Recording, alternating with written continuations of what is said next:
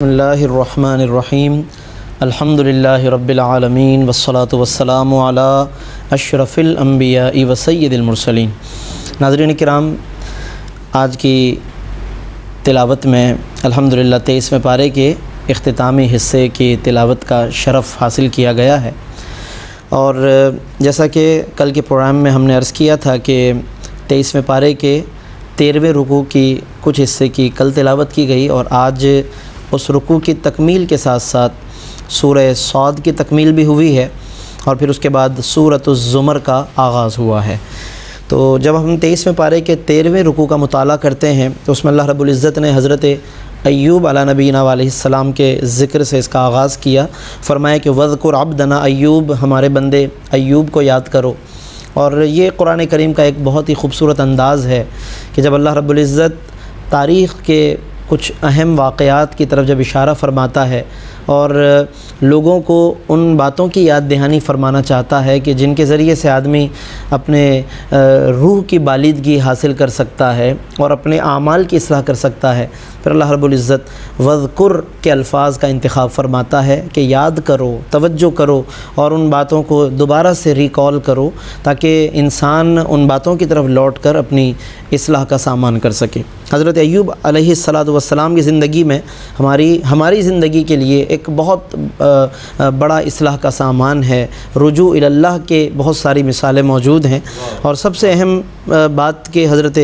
ایوب علیہ السلام پر ایک طویل عرصے تک جو ابتلا کا وقت رہا، آزمائش اور تکالیف کا وقت رہا ہے، جسمانی اعتبار سے بھی وہ تکلیف میں رہے اور مالی اعتبار سے بھی تکالیف میں رہے ہیں۔ تو قرآن کریم میں مختلف آیات میں اور مختلف مقامات پر اس بات کا ذکر کیا گیا، لیکن ناظرین یہاں پر ایک بات یہ بھی ہمیں ذہن میں رکھنی چاہیے کہ قرآن کریم نے ان آزمائشوں کی تفصیل بیان نہیں فرمائی۔ چنانچہ بعض اوقات کچھ ایسی کتابیں کہ جو مستند نہیں ہوتی، ان میں کچھ ایسی روایتیں درج ہو جاتی ہیں کہ جن میں وہ بیماریوں کی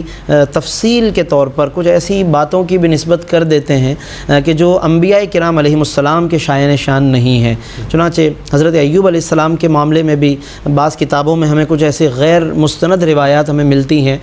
کہ جو حضرت ایوب علیہ السلام کے شایان شان نہیں ہیں، اور علماء نے ان روایات پر کلام بھی کیا، ان کا رد بھی فرمایا، اور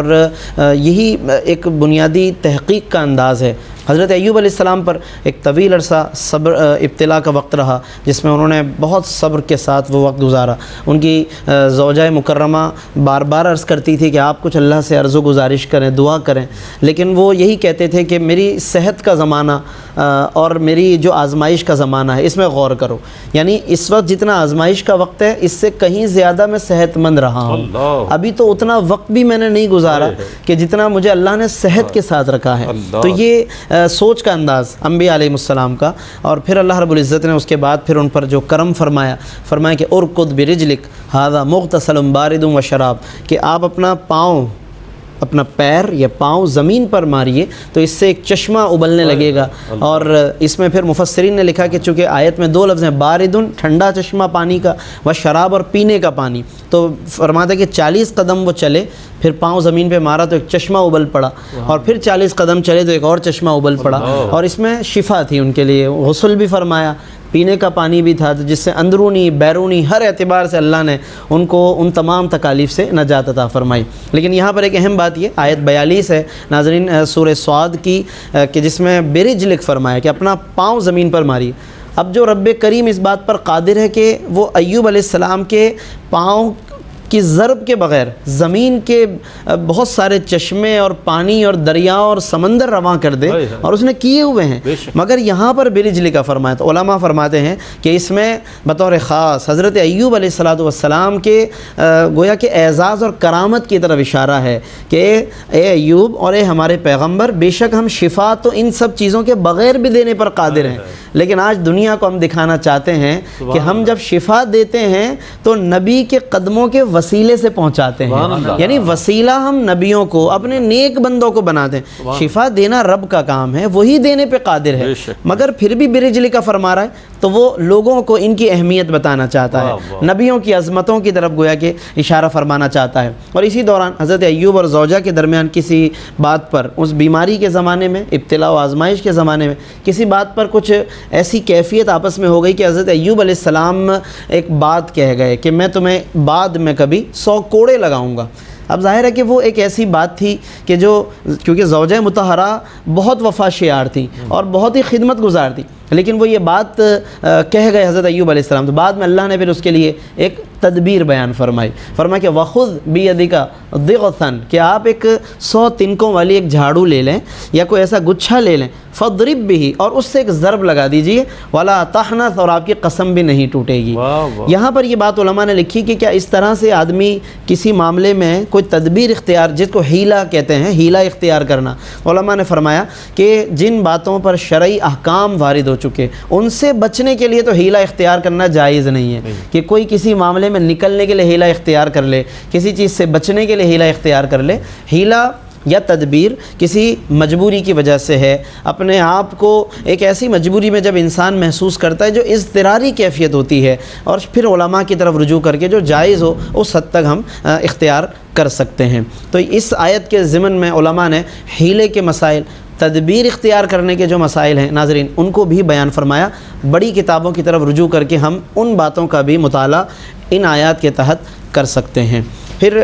اس کے ساتھ ہی ان آیات میں اللہ رب العزت نے اہل جنت کے لیے، یعنی جو متقین ہیں ان کے مقامات آئے، اور جو اہل نار ہیں پھر ان کے مقابلے میں جنہوں نے دنیا میں تکذیب کے ساتھ وقت گزارا، جھٹلاتے رہے انبیاء علیہ السلام کے پیغامات کو، انبیاء کے گویا کہ ان کے مقاصد کو، تو پھر ان کے لیے جو عذابات ہیں ان کو بھی بیان کیا۔ اور قرآن کا یہ انداز ہے کہ اہل جنت کے لیے نعمتیں اور اہل نار کے لیے عذابات وہ عام طور پر ایک ساتھ بیان کرتا ہے، تاکہ بشارت بھی ہو، نذارت بھی ہو، خوشخبری بھی ہو تو ڈرانا بھی ہو، تاکہ بندہ ایک ساتھ جب ان کا مطالعہ کرے تو اس کے ایمان کے اندر ہر اعتبار سے کمال ہو، وہ اللہ کا خوف بھی اپنے اندر پیدا کرے اور اللہ کی رحمت کی امید بھی اس کے اندر پیدا ہو۔ پھر اس کے ساتھ ساتھ جب جہنمیوں کا عذاب بیان کیا تو ایک بات خاص طور پہ بیان کی، آیت 62 اور سورہ صاد ہے، جس میں اہل جہنم جب کفار و مشرکین وہاں پر پہنچیں گے اور وہاں پر وہ دیکھیں گے کہ جنہیں دنیا میں ہم حقیر سمجھتے تھے،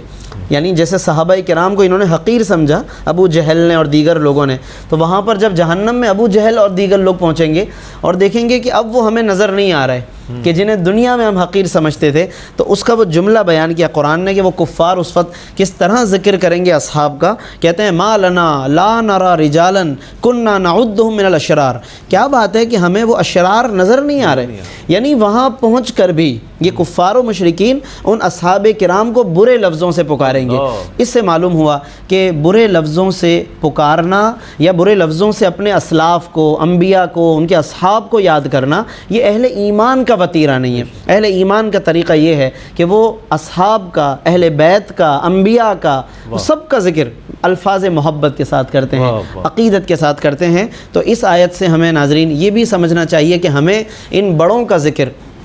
کس انداز سے کرنا چاہیے۔ اور پھر اس کے ساتھ ساتھ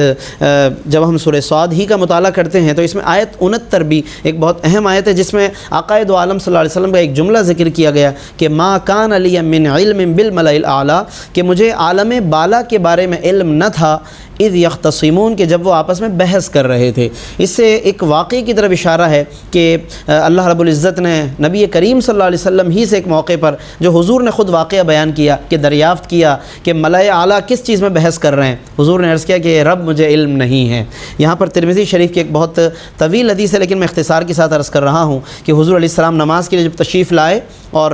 حضور علیہ السلام نے نماز پڑھائی صحابہ کرام کو، فرمایا علی مصافکم، اپنی صفوں میں بیٹھے رہو۔ پھر حضور متوجہ ہوئے صحابہ کی طرف اور فرمایا کہ میں آج دیر سے آیا، میں اس کی وجہ بیان کرتا ہوں۔ پھر حضور علیہ السلام نے فرمایا کہ میں رات میں عبادت کے لیے کھڑا ہوا، میں نے نماز پڑھی جتنی اللہ نے میرے لیے مقدر کی، پھر مجھ پر اونگ طاری ہوئی حتیٰ کہ میں نے اپنے رب کا دیدار کیا۔ بہت خوبصورت حسین صورت میں نے اپنے رب کا دیدار کیا، اور اللہ نے فرمایا یا محمد، اے محمد صلی اللہ علیہ وسلم، میں نے عرض کیا لبیک ربی، اے میرے رب میں حاضر ہوں۔ اللہ نے فرمایا فیما یختصم الملأ الاعلیٰ، ملائے اعلیٰ کس چیز میں بحث کر رہے ہیں، ملائے اعلیٰ کس چیز میں، یعنی جو عالم بالا کے فرشتے ہیں۔ میں نے عرض کیا کہ